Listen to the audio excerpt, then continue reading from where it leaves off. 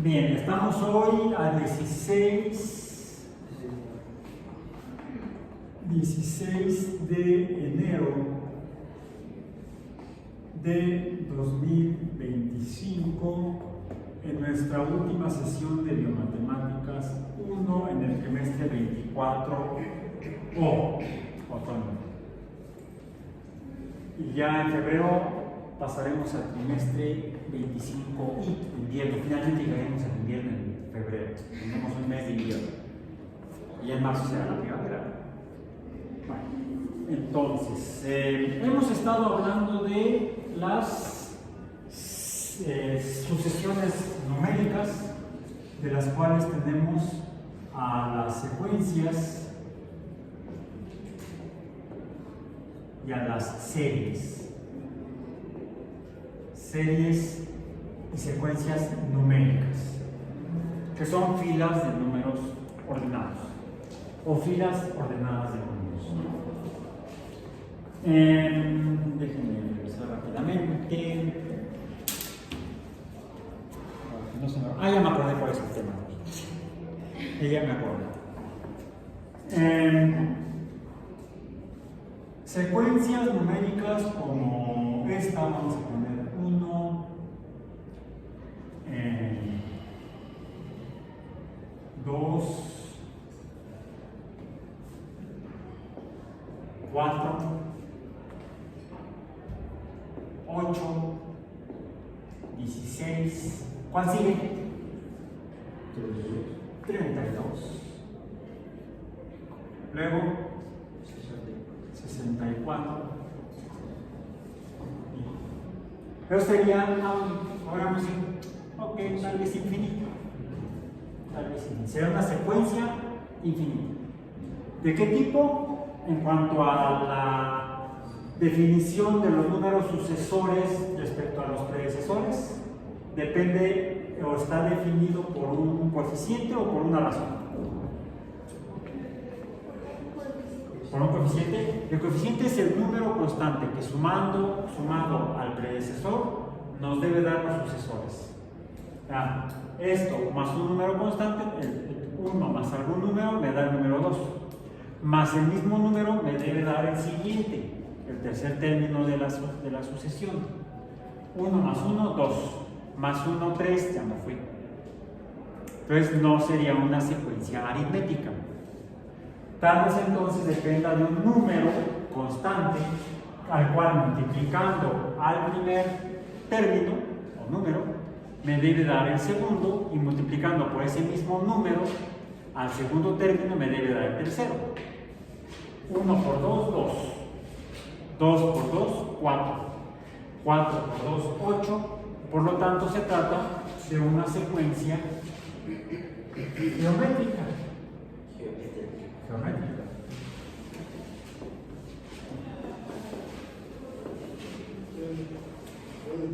Vamos a hacer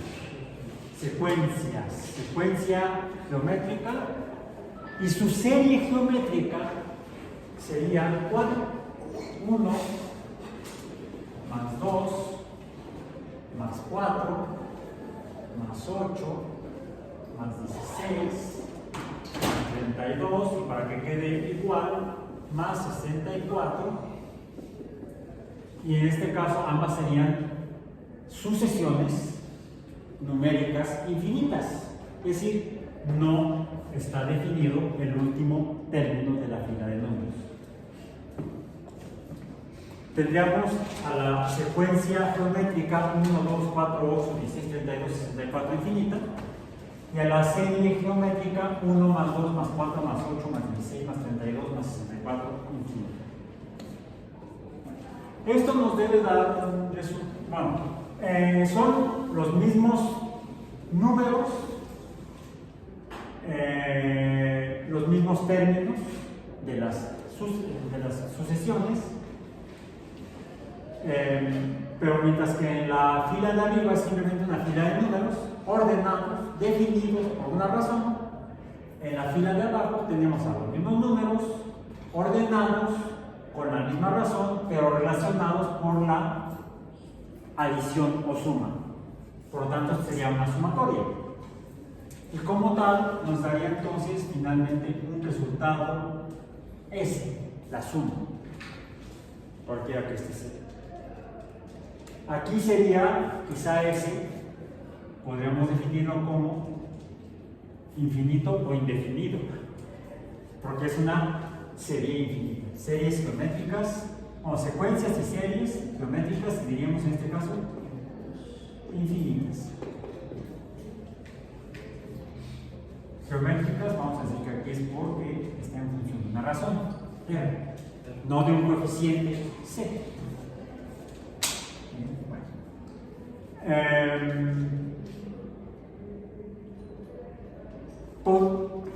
Mediante la fórmula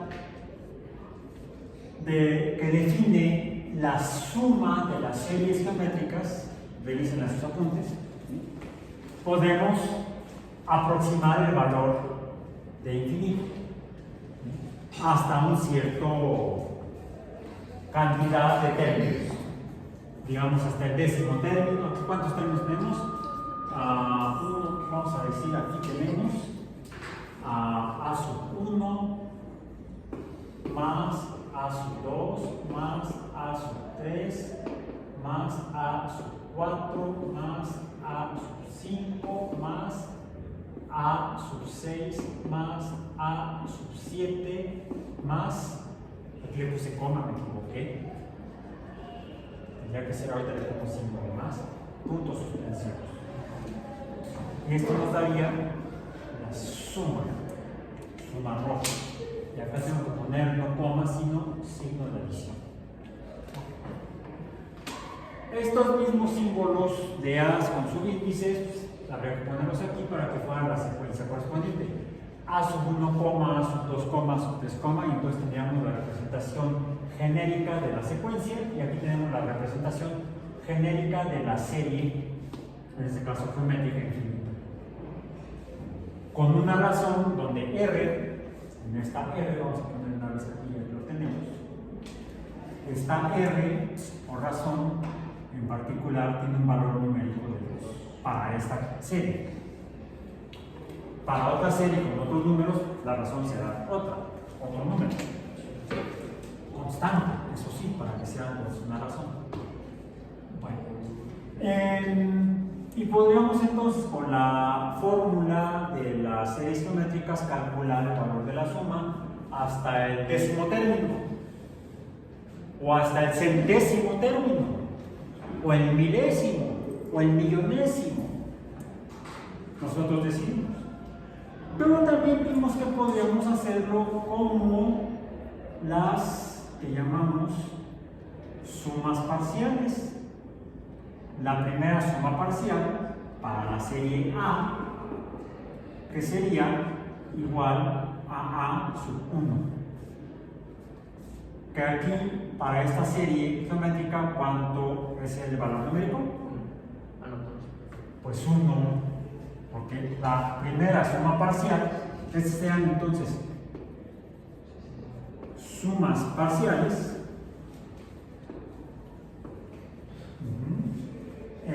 La primera suma parcial es 1, lo pongo así para que se identifique como 1 y no nada más como una mancha rayada de tinta que haya puesto yo ahí. Mientras que la segunda suma parcial será el primer término más el segundo término, a sub 1 más a sub 2, y entonces ¿esto cuánto será? 3, 1 más 2, 3. La tercera suma parcial sería a sub 1 más a sub 2 más a sub 3 igual a 7. 1 más 2, 3 más 4, 7. La cuarta suma parcial a sub 4, ya no voy a poner toda la fila de términos, 7 más 8, 15. Ok, esas son las sumas parciales de esa serie geométrica: 1 más 2 más 4 más 8 más 10 más 32 más 64. Bueno. A mayúscula 5 debería ser 31, ¿no? A mayúscula sub 5 o la quinta suma parcial es 15 más 16 es 31, efectivamente, como dijiste. Esas son las sumas parciales de esta serie geométrica infinita. Bueno, podemos tener, si no la suma total, sus sumas parciales. Aquí le estamos viendo los valores. Oye, chico, digo, hijo, ya se está acabando el semestre, se está acabando mi negocio. Bueno, me traje a Willy Coyote y no a Gallo Claudio. Anda como jarocho, como es Claudio. Ay, venga, ojo. Así es, yo tenía mi cascabel con la cinta dorada, con la cinta dorada. Yo tenía mi cascabel. Matemáticas, chicos. No vas a pelearme todo lo que quieras, pero no mienten. Por eso, ese. Pon atención, chico. Me encanta, me encanta. Yo crecí con ellos, por eso no puedo ser serio. Loco, por Así es. Bueno, entonces, como dice, Willy E. Coyote, super genio. Ok. Bueno. Fue coincidencia que haya traído esta y ahorita me haya salido ahí el caldo Claudio. Pues sí. Bien. Entonces, estamos viendo aquí la representación de las sumas parciales de esta serie geométrica. La representación la diríamos numérica. Ahí están los números. Ahora, cuando vimos el tema de funciones en nuestro curso de Matemáticas 1, mencionamos y mostramos que podemos representar a las funciones, que son relaciones entre números, de diferentes maneras. Simplemente como f de x, ya sabemos. Si nosotros vemos aquí f de x, sabemos que esto es una función. Sin que nadie me lo diga, yo paso por aquí y digo, ya una función. ¿Cuál es? No sé porque no está identificada, pero es una función. O si alguien también pone y igual a mx más b, específicamente, o vamos a poner aquí, coma, y igual a x cuadrada. Y alguien que haya tomado mi Matemáticas 1 va a pasar por aquí. Mira, dos funciones. Se puede identificar eso como funciones. O también, si vemos esto.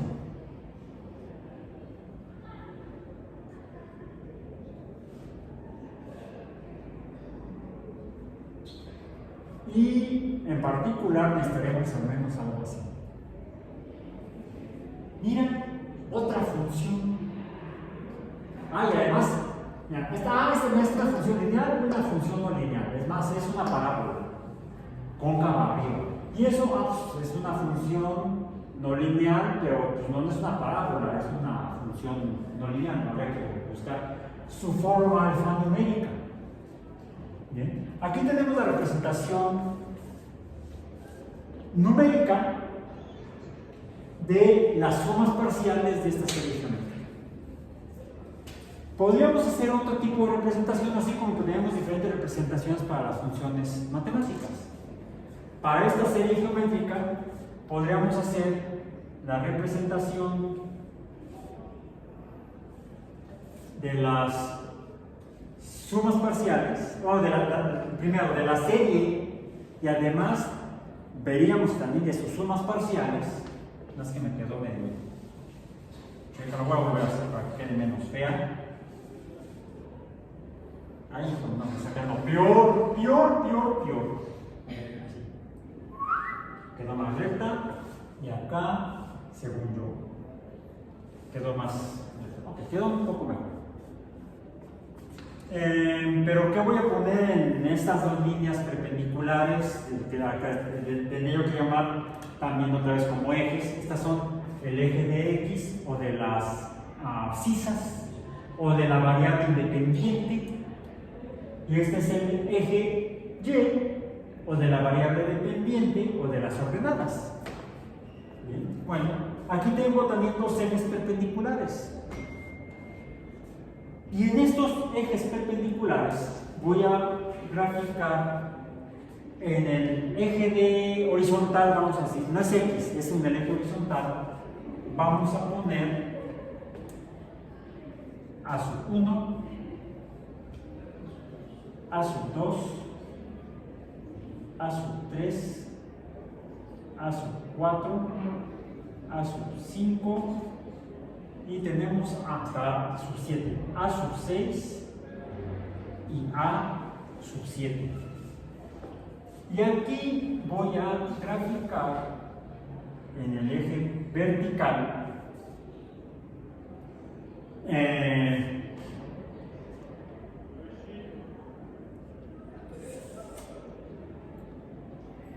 los números, donde n va a ser inicial número, es más, pongámoslo mejor como n, como n mayúscula, a hablar de números. Los de hecho no serán números naturales en este caso. ¿Cuál sería el primero? Pues aquí sería, vamos a decir, aquí estaría el 1, aquí estaría el 0, en el vertical. Ahora, A sub 2, ¿cuánto vale? 2. Ah, pues entonces sería 1 más 1, 2. Este es A sub 2, 2. El que sigue pues, no es 3, sino que es 4. Estará por acá. A sub 3 estaría aquí. Ahí está, A sub 3. Luego, A sub 4 sería 1, 2, 3, 4, 5, 6, 7, 8.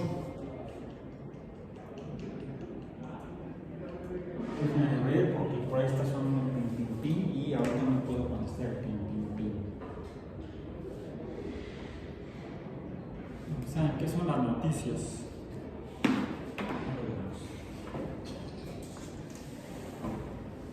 Aquí sería entonces, que sería 8, ¿no? 8. Este es 4. 1, 2, 4, 8. Luego sigue 16, 8, 9, 10, 11, 12, 13, 14, 15, 16. Por acá, más o menos así. No tiene que ser exacto. El que sigue, pues ya está más difícil porque va para allá arriba. Para allá, y este todavía seguiría más arriba. Aquí seguiría hasta 4, este es A sub 6, sería 32. Y este sería, para allá arriba, sería el 64. Más que se me acaba. Es una representación gráfica de la serie aritmética, geométrica 1, 2, 4, 8, 16, 32, 64. 1, 8, 2, 1, 2, 4, 8, 16, 32, 64. Es la representación gráfica de la serie geométrica. Una ventaja de hacer esta representación gráfica, donde en el eje de X o el horizontal tengo la identidad de los términos ordenados, sus valores numéricos, estos los tengo en el eje vertical, o Y entre comillas. Tengo aquí representados estos números. Una ventaja de tener esto, que sería una gráfica de barras, vamos a poner aquí gráfica de barras, gráfica de barras, que en otros ámbitos de uso recibe el nombre de histograma. Lo van a ver así en su curso de estadística, como se llame, bioestadística o biometría, o no sé cómo. Biometría se llama el curso de la wea de estadística. Biometría, no es el análisis médico del laboratorio. Biometría hemática, no, eso no. Por cierto, cambian planes de estudio a partir de primavera. A partir del trimestre de primavera cambian los planes de estudios, desaparece Biomatemáticas 1 y va a ser ahora precálculo. Y desaparece Biomatemáticas 2 y va a ser ahora cálculo diferencial, creo que se llama. Cálculo. Finalmente, el contenido es el mismo. El contenido programático nada más cambia el nombre, pero es lo mismo. Precálculo es teoría de conjuntos, funciones, etc. Y, ¿perdón? En segunda edición sí. Sí, ya el próximo trimestre voy a dar Biomatemáticas 2. Ya está, es el grupo BC51. Déjenme les digo de una vez. Ya lo publiqué en redes. Pero se los digo aquí en vivo. Es el BC51. Martes, jueves y viernes de 3 a 5. Martes, jueves y viernes. Más o menos como este. 2 días pegados, jueves y viernes. Nada más que viernes en lugar de lunes. Martes, jueves y viernes, veces 51 de 3 a 5, de matemáticas 2.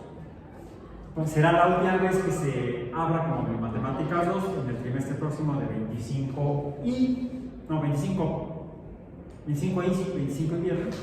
Y ya en el 25 primavera se va a abrir, ya no se va a abrir matemáticas 1, sino que se va a abrir precálculo, y los que corresponda se abrirá cálculo en lugar de matemáticas 2. Okay.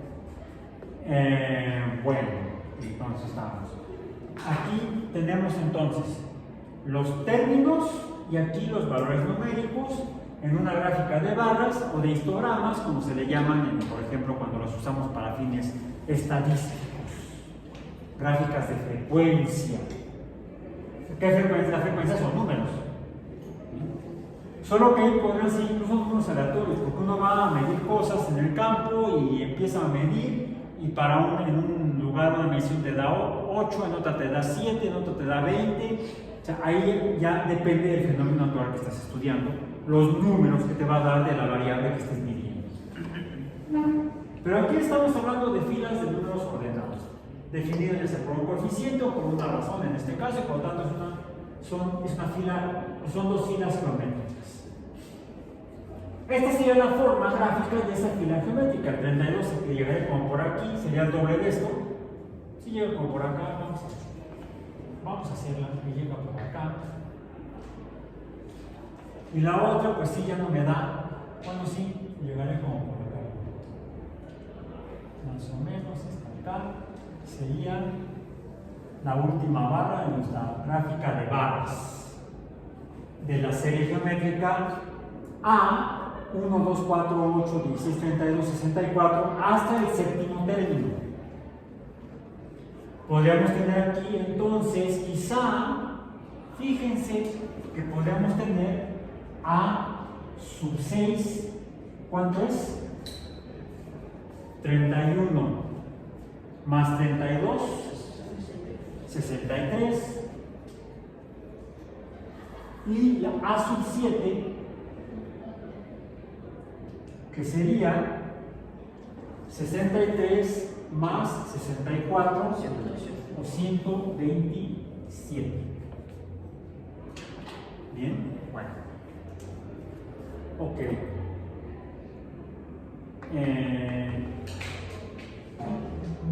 Podríamos ver en la gráfica de barras las sumas parciales. En la gráfica de barras, así como está, lo que vemos son los términos de la serie. 1, 2, 4, 8, 16, 32, 64. ¿Cómo veríamos las sumas parciales? La primera suma parcial sería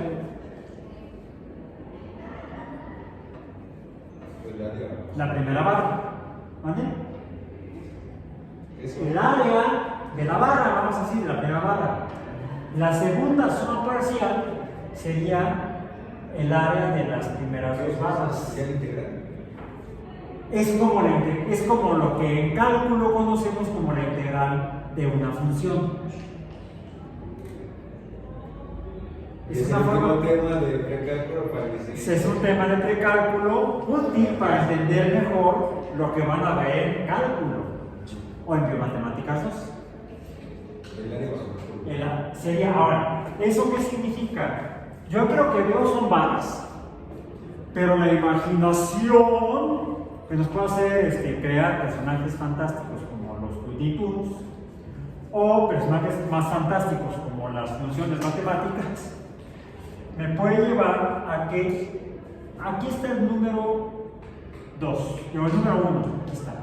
Aquí estaría el número 2, aquí estaría el número 3, aquí estaría el número 4, aquí estaría el número 8, aquí estaría el número 16, acá el 32 y acá el 64. Y entonces yo podría, vamos a decir,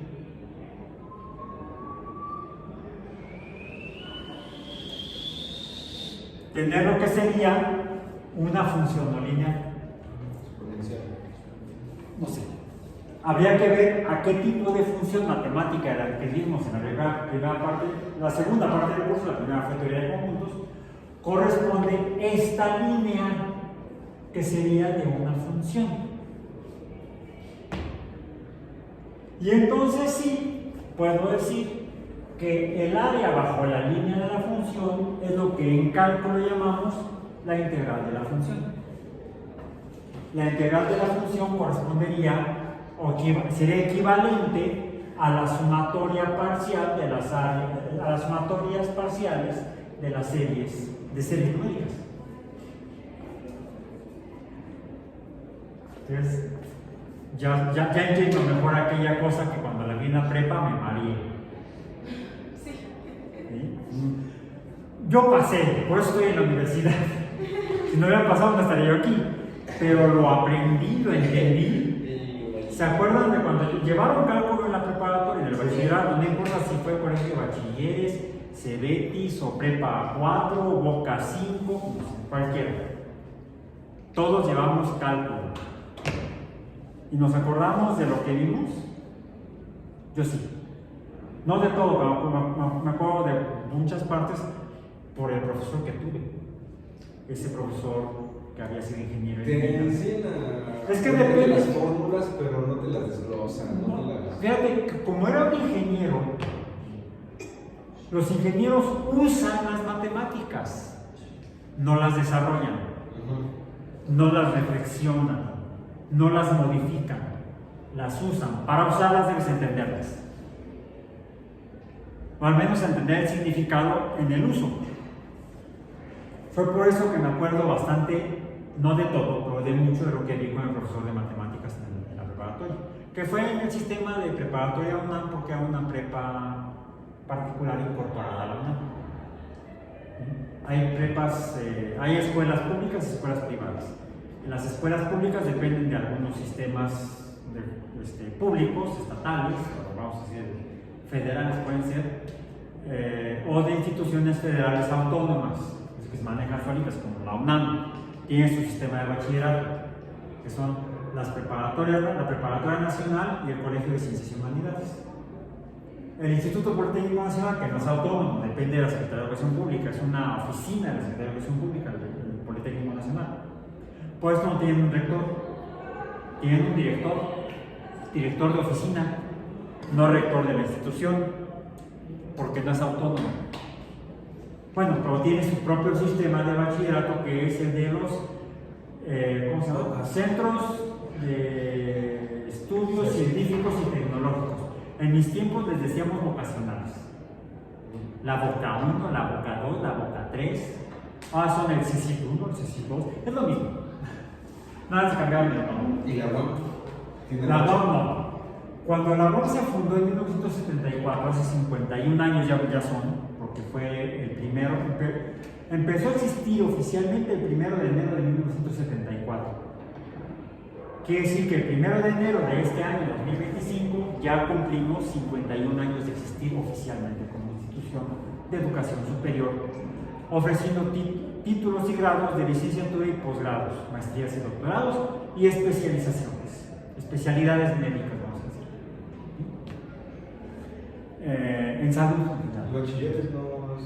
El mismo año de 1974 se crea, por ley del Congreso de la Unión, el colegio de bachilleres, inicialmente con 4 planteles en la Ciudad de México.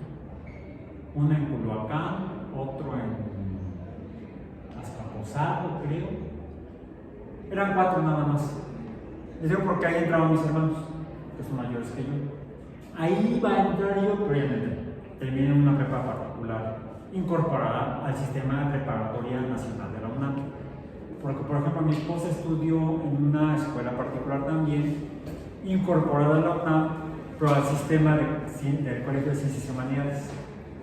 Las dos sean particulares, las dos reconocidas por la UNAM, pero una con sistema preparatoria y otra con sistema de CCH.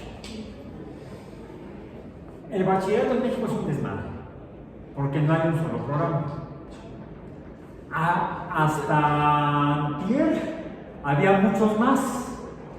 Antier el gobierno nacional, el gobierno de la República, anunció una homogeneización en los programas de bachillerato que dependen directamente de la SEP. El problema son las universidades autónomas que tienen un sistema de educación media superior o bachillerato propio, porque ahí sí el gobierno federal, como son autónomas, no les puede decir, ahora estos son los planes que va a seguir, no. Se siguen los planes que yo digo, bueno, que nosotros institución digamos. ¿Sí? En el caso de la UNAM, los planes de estudio de CCH y Prepa Nacional los define la UNAM. En el caso del Politécnico, los planes de estudio los define el Politécnico, los de los CICs. En el caso de la UAM no decide nada porque no tiene sistema de bachillerato. El Colegio de Bachilleres es independiente de la UAM y la UAM es independiente del Colegio de Bachilleres. Sí es cierto, muchos de quienes entran a estudiar a la UAM son egresados de los colegios de bachilleres. Pero también puede entrar cualquiera. Aquí sí no somos discriminatorios, no discriminamos a nadie por motivos de religión, bachillerato, creencia política o equipo de fútbol. Aceptamos hasta los de la América. No, la UAM no tiene un sistema de bachillerato propio. ¿Y de dónde surge ese mito? ¿De qué? ¿De que el colegio de bachilleres depende de la UAM? No sé, de ganas de algunos del colegio de bachilleres que quieren que se les dé el pase automático a la UAM. No. Quien quiere entrar a la UAM, o pase reglamentado, como es el que se hizo en la UNAM. ¿Sí? No, en el caso de la UAM es todos parejos. Aquí somos comunistas. Ahora, pues, es una institución creada con un espíritu democrático. Todo el mundo tiene el derecho a estudiar en la UAM sin importar dónde haya estudiado su bachillerato. Nada más presentan todos el mismo concurso de ingreso, se le llama. Ni siquiera se llama examen, se llama concurso de ingreso, no de examen de admisión. Concursa para empezar, se inscriben, participan a través de la resolución de ahí un examen, finalmente es un examen estandarizado, y si dan el puntaje mínimo, tienen derecho a inscribirse. Ya deciden si se inscriben, si dicen sí, si deciden que sí, pagan la cuota correspondiente de inscripción y vienen y se registran. Y pasan a ser formalmente y legalmente alumnos o alumnas de la Universidad. Poco a poco fue como que siendo más accesible la educación para la licenciatura, ¿no? Sí. Y ahora ya están haciendo universidades donde ya pasa, ya inscríbete. Bueno, te voy a decir, yo sí estoy de acuerdo con sí estoy de acuerdo con eso. ¿Por qué?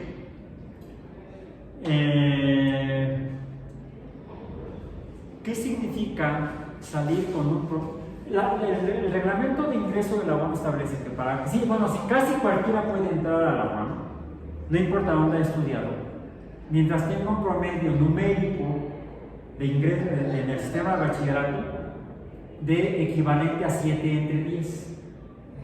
De una escala de 0 a 10, el mínimo 7 para poder presentar examen de concurso para el ingreso. ¿Mande? ¿En todas las universidades? Sí, casi en todas, 7. Es un mínimo. Yo estaría porque fuera 6. Con que pases, ¿no? Sí, ¿por qué? Dime quién estudia en el bachillerato. Jóvenes. Seamos honestos. No, ¿quién realmente estudia en el bachillerato? No quién se inscribe y va a la escuela. Pues casi nadie. Sí, Son adolescentes. Son centros de convivencia. Son centros de socialización. Correcto. Sí, yo lo confieso, toda mi vida he sido nerd. Y mis compañeros me odiaban. Y yo de, ay, choca. Porque yo era así. Porque yo era un nerd. Me acuerdo un día en el que teníamos examen de matemáticas precisamente. Y llegan mis compañeros. Oigan, es que yo no estoy, yo tampoco. Yo sí. No, pues vámonos para que no hay quórum, no hay examen. Y váyanse. Yo me quedo. Yo estudié y presento examen. Me querían matar. Por poco solidario. Bueno, siempre he sido un nerd. Y a veces, y además, mamón, a veces. No siempre, a veces. Porque a veces el que organizaba el desmadre de la escuela era yo. En alguna ocasión incluso estuve a punto de correrme, pero no me corrieron porque era. Los que organizaban la travesura fuimos su servidor y mi amigo que era el hijo del director. Entonces no nos podían correr. Si me corrían a mí, tenía que correrlo a él, y no nos iban a correr. No le iban a correr a él, a mí tampoco. Además, mis papás eran amigos del director. Eso sí, nos pusieron como Dios puso al periódico. Nos dijeron, no lo vuelvan a hacer. Y no lo volvemos a hacer. Esa travesura es nosotros diferentes. Ok, entonces, bueno. Por eso yo digo que cualquiera que tenga ganas y le eche las ganas y se aplique, tendría derecho humano a la educación. Pero aquí en la UNC sí hay como un bonus, ¿no? Para los que sacan buen promedio del bachillerato. Porque. No. Sí, porque yo me acuerdo que en el examen decía que si tenías un promedio. O no sé si lo metieron después con política, no. Como no me meten cuestiones administrativas, trato de evitarlo. No sé si han cambiado políticas de ingreso. Pero en general, no. Sí, en el transcurso del paso. Por ejemplo, para inscribirte a las siguientes horas, el siguiente trimestre, se toma en cuenta tu desempeño previo. Y entonces, por eso, pues, si te pusiste flojo o no le metiste tanto en un trimestre y te quieren inscribir a tal grupo, pues, como te mandan a la cola en la inscripción, ya no encuentras cupo. Entonces, si quieres tener los primeros lugares en el cupo para la inscripción, tienes que meterle ganas a la historia. Eso sí. Si no, pues la tienes a ver. Finalmente, a nivel de formación profesional universitaria, de licenciatura, realmente ustedes salen también preparados como futuros profesionales como ustedes decidan.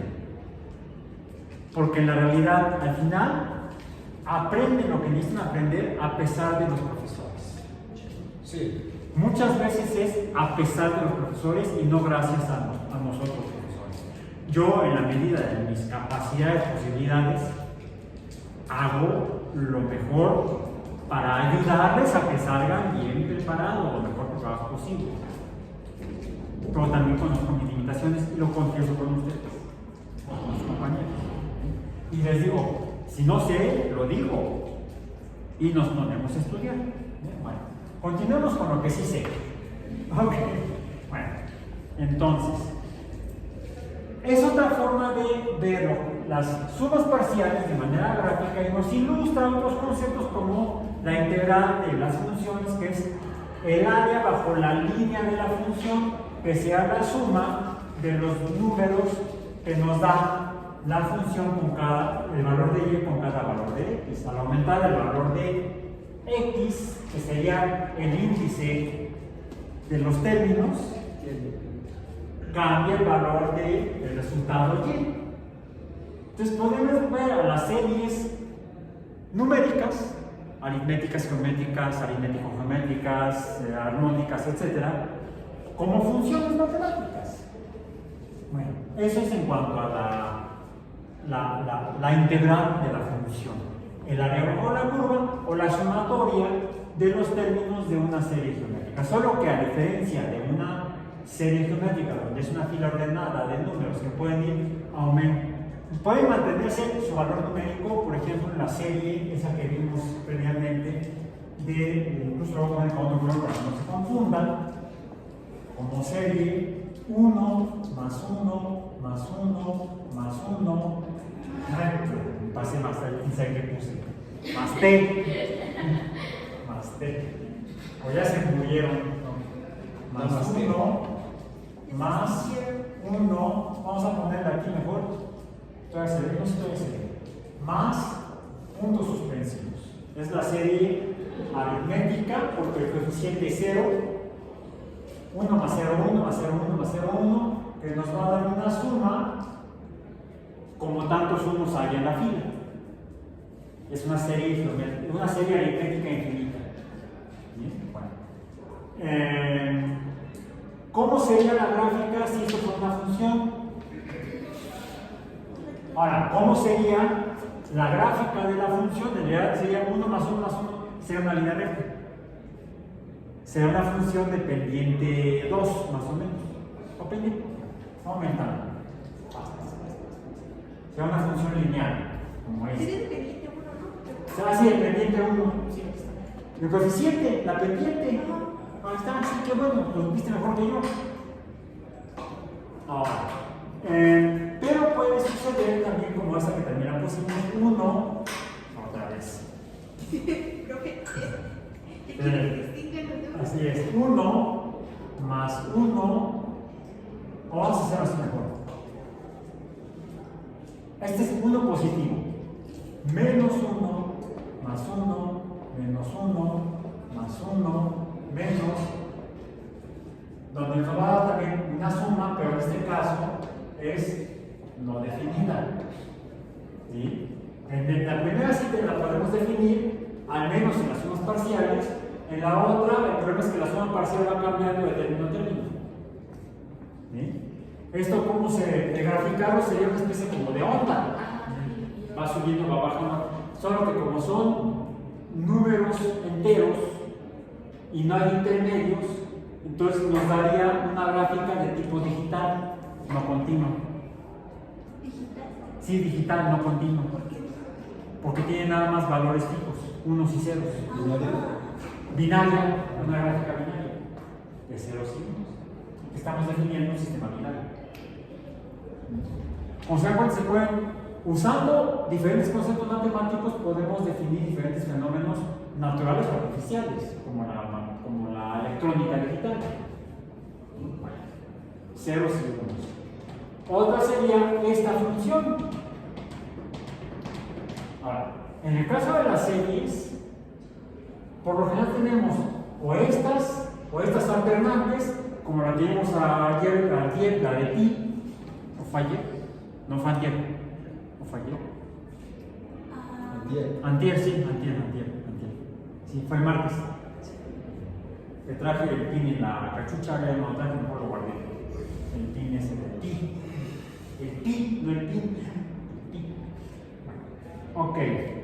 Y de aquí entonces son parecidas las sumas parciales a el área bajo la curva o la integral, no lo pongo así, la integral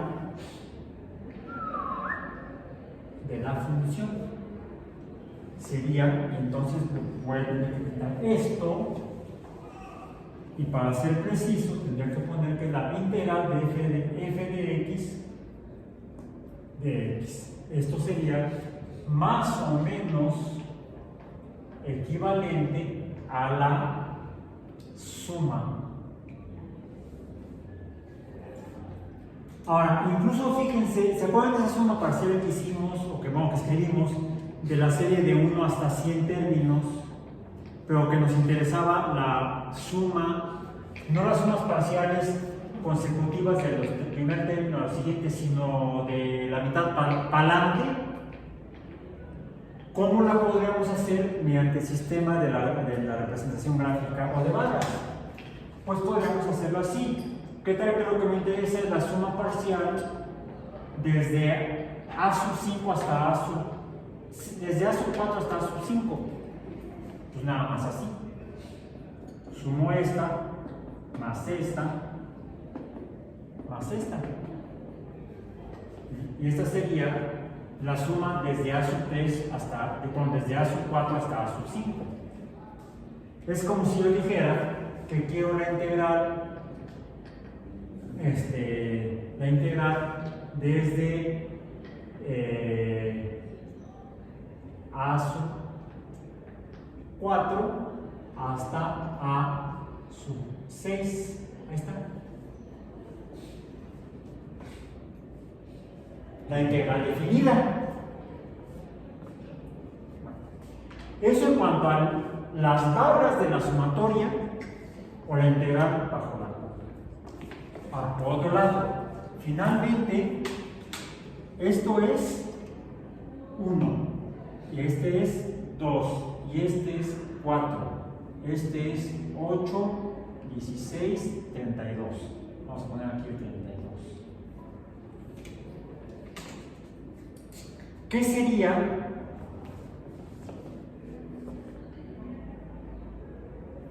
eso?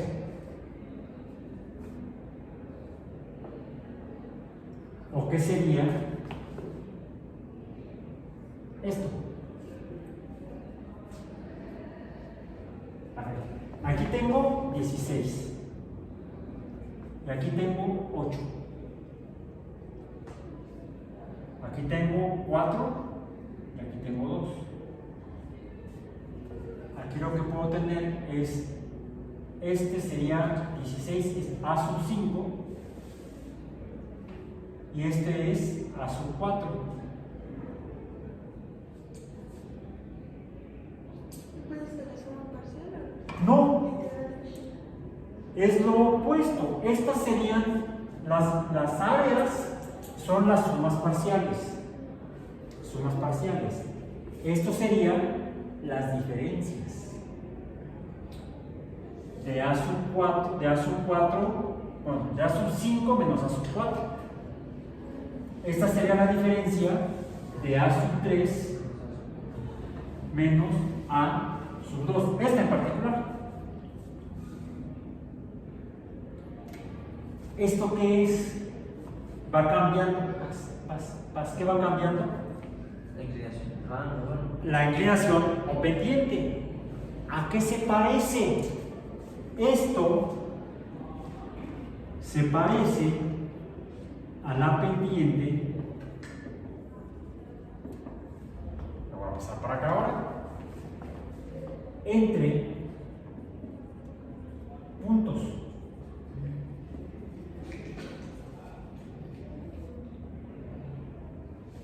Entre los puntos. Ahora, ¿qué sucede si acorto la distancia? Puedo decirle a eso que sería la distancia la hago más chiquita. La distancia, si este fuera X, y si digo que la distancia entre estos se hace más chiquita, sería como si yo dijera que X tiende a 0. La distancia, la longitud. ¿Y esto dónde lo vimos?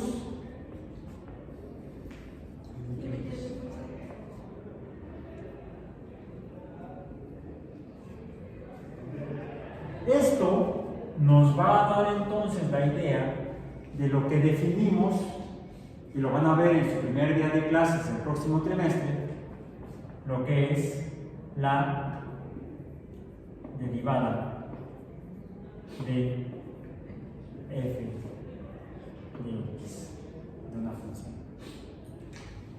Lo podemos relacionar con esto, se relaciona con el concepto de la diferencia entre los puntos o términos de una serie.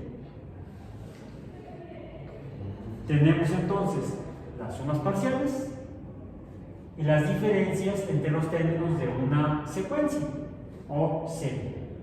Las diferencias secuenciales le llamamos en general, aunque son aplicables a las series.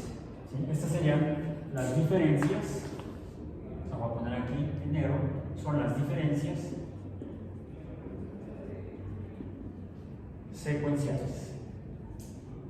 Que aunque usa la palabra del nombre de las filas de números, se usa para definir la diferencia entre el valor numérico de los términos de las series. ¿Por qué? No sé, soy biólogo, no matemático. Ok. Ahora, para terminar.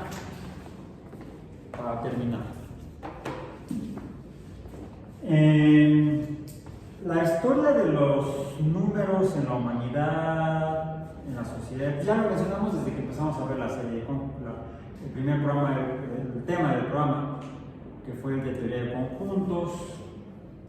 Hablamos de los tipos de números, desde los más antiguos hasta los más modernos, de los números romanos, los números mayas, los números indios, mal llamados arábigos, que son de los que se derivan los números que usamos actualmente. Hablamos del desarrollo de la matemática, de la teoría de conjuntos, e incluso este tipo de concepto de estas mismas series geométricas no es nada nuevo. Y lo citó Carl Sagan en su última obra, y tan fue última que fue póstuma, porque se publicó después de su muerte,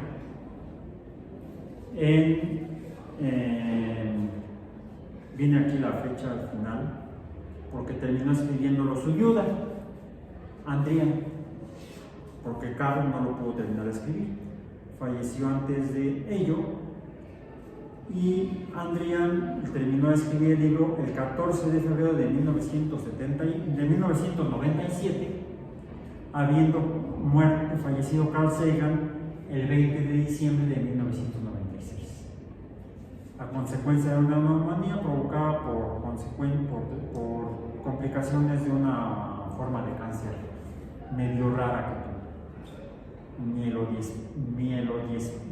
mielodisplasia, que es una especie como de leucemia, solo que letal. Él escribió en el capítulo 2 de este libro titulado, originalmente en inglés, Billions and Billions, que literalmente en español serían miles de millones y miles de millones, porque un billón ya vimos que no es un billón. Nosotros contamos primero unidades, millares, millones, y luego millares de millones, y luego ya los billones. Los griegos son más flojos y pasan de los millones a los billones. Por eso, 1000 millones equivale a un billón. El título literalmente de este libro, traducido así literalmente, tendría que ser miles de millones y miles de millones, pero ya ocupa más tinta, más espacio. Entonces, la traducción al español lo titularon, la editorial correspondiente, miles de billones nada más, que este número sí existe. En cambio, el billions del título original del libro en inglés al que se refiere a Carl Sagan es un número que no existe. Billions and billions, porque dice él que es un número tan impreciso que dice que no dice nada. Y de hecho aquí lo menciona en el prefacio o en la introducción, donde dice: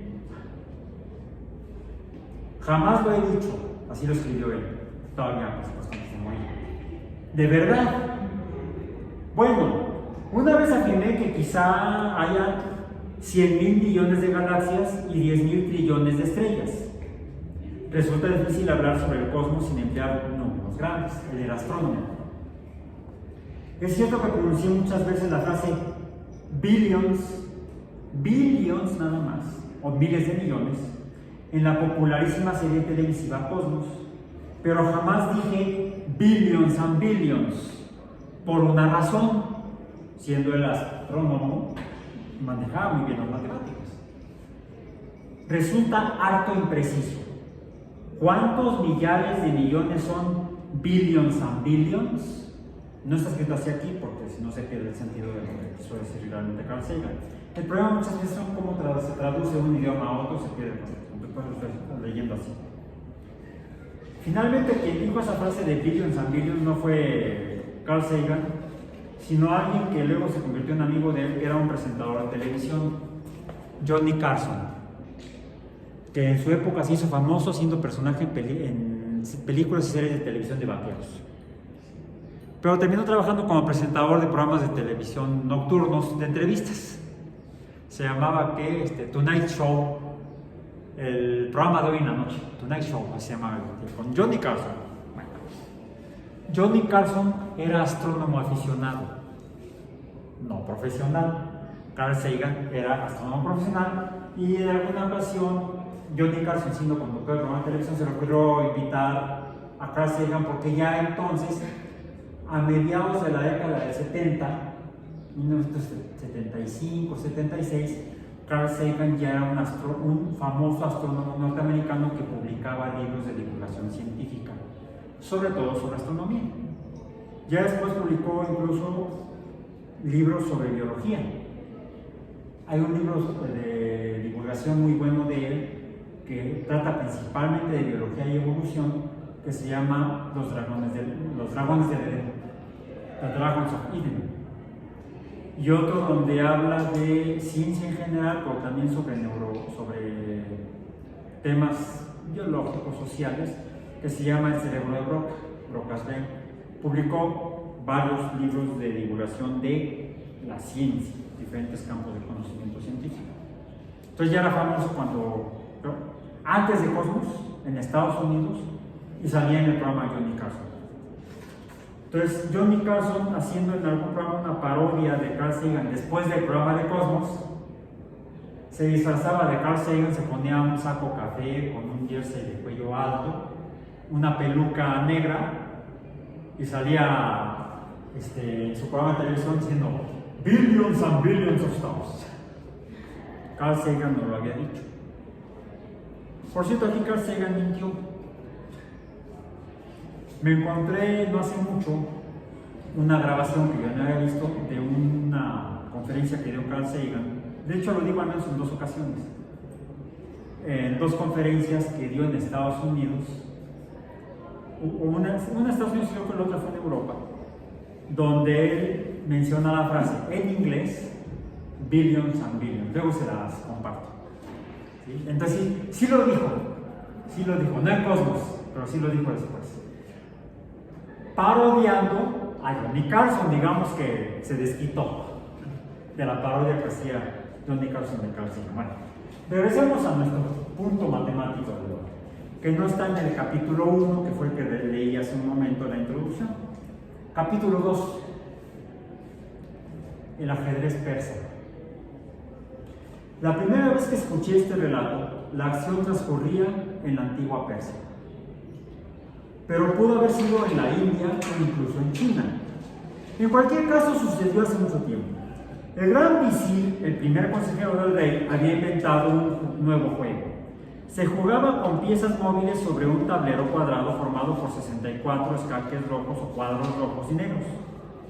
La pieza más importante era el rey. La seguía en valor el gran visir, tal como cabía esperar de un juego inventado por un gran visir. El objeto del juego era capturar al rey enemigo y en consecuencia recibió en lengua persa el nombre de Shah-Mat. Shah por rey en árabe y Mat por muerto.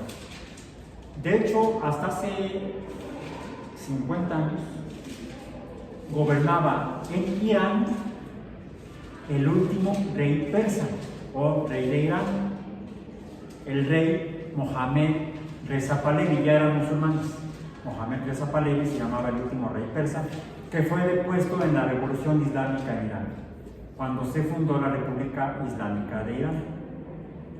Lo conocíamos a este rey como el Shah de Irán. Todavía usábamos este nombre. Antes de que lo corrieran, salió no por piernas en el avión y se vino a vivir a Acapulco. Ahí murió. Se le dio asilo político en México. En México se ha dado asilo político a muchos gobernantes o gobernantes de diferentes países sin importar sus ideologías políticas. Es parte, yo creo, muy valiosa de la historia del Estado mexicano. Continúo. Muerte al rey.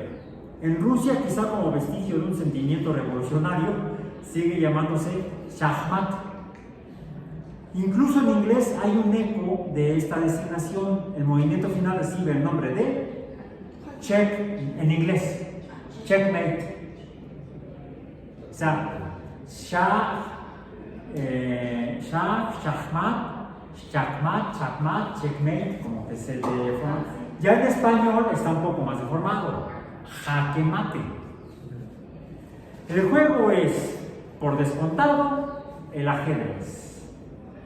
Con el paso del tiempo evolucionaron las piezas, los movimientos y las reglas. Ya no existe, por ejemplo, el gran visir. Se ha transformado en una reina de poderes formidables. ¿Por qué deleitó tanto a un rey en la invención de un juego llamado Muerte al Rey? Es un misterio. Pero según la historia se sintió tan complacido que pidió al gran visir que determinara su recompensa por tan maravillosa invención. Este ya tenía la respuesta preparada. Matemático. Era un hombre modesto, explicó al Shah, y solo deseaba una modesta gratificación. Señalando las 8 columnas y las 8 filas de escaques o cuadrados del tablero que había inventado, solicitó que le entregase 1 grano de trigo por el primer cuadro, 2 por el segundo, 4 por el tercero, y así sucesivamente. Dijo 4. Sí, 1 en el primer cuadro, sería el índice de nuestra serie, 2 en el segundo cuadro, en el tercer cuadro no serían 3 semillas de trigo, sino 4, o sea, dependientes de la razón 2. En el cuarto cuadro son 8. En el quinto cuadro son 16. En cada semilla, en cada cuadro, esta cantidad de semillas. ¿Bien? ¿Cómo sería la suma parcial? Para el cuarto cuadro ya no hay solamente 8 semillas del cuarto cuadro, sino en total 15 semillas. Al llegar al penúltimo cuadro de la primera línea del tablero, porque son 8 líneas, 8 cuadros en la primera fila, en el penúltimo cuadrito, que es el A7, ya son 127 semillas. Más 128, que sería del octavo cuadro, ¿cuántas serían en la primera fila del tablero? Serían 254. 254 semillas. Pues no son muchas, ¿no? No, explicó el rey, era un premio alto mezquino para una invención tan importante. Le ofreció joyas, bailarinas, palacios, pero el gran visir, bajando la mirada, lo rechazó todo. Solo le interesaban aquellos montoncitos de trigo. Así que, maravillado en secreto ante la humildad y la moderación de su consejero, el rey accedió. Lo que sigue es su última evaluación parcial. ¿Cuántas semillas tendría que haber en el tablero de ajedrez al llegar al A sub 64? Hay que aplicar la fórmula de las series geométricas. Con eso terminamos nuestro curso. Carl Sagan, gracias por su atención.